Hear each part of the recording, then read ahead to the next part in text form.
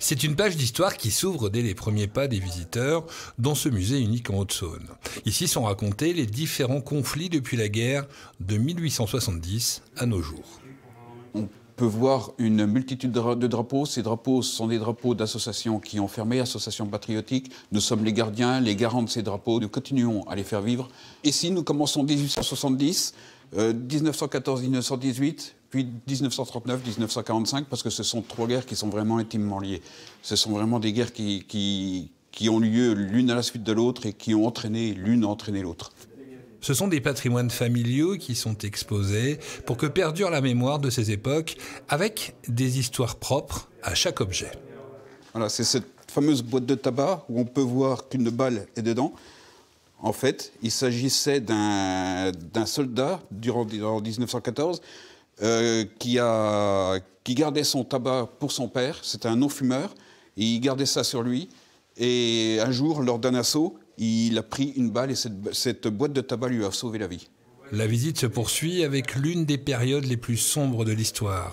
L'Allemagne nazie, l'occupation et les camps de concentration.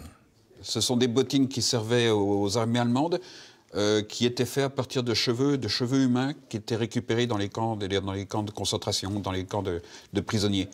Tout est détaillé, expliqué, et les bénévoles du musée prennent le temps d'échanger avec les visiteurs.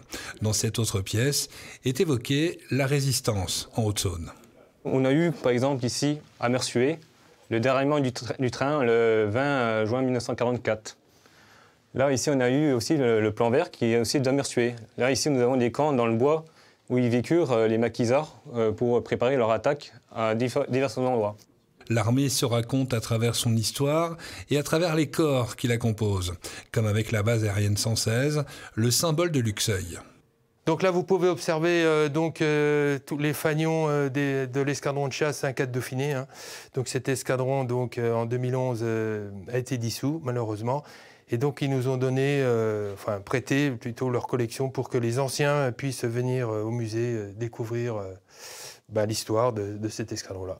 Le musée du combattant de la Haute-Saône se met à l'arrêt pour quelques mois pour continuer à s'enrichir de l'histoire du département avant une réouverture prévue le premier week-end d'avril 2024.